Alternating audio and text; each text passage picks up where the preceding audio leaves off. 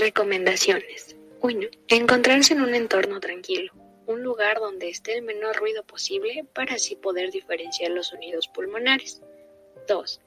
Auscultar sobre la piel directamente para así evitar que el textil haga fricción con el estetoscopio y hacer una mala interpretación de los ruidos. 3.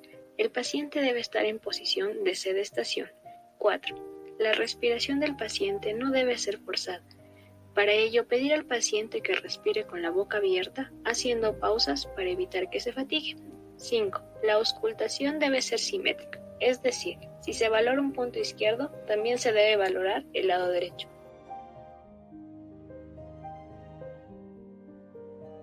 Los focos a tomar en cuenta son el segmento apical posterior, lóbulo posterior, segmento apical superior, lóbulo inferior, segmento apical inferior, lóbulo inferior, segmento lateral posterior, lóbulo inferior, segmento posterior, lóbulo inferior, como veremos a continuación.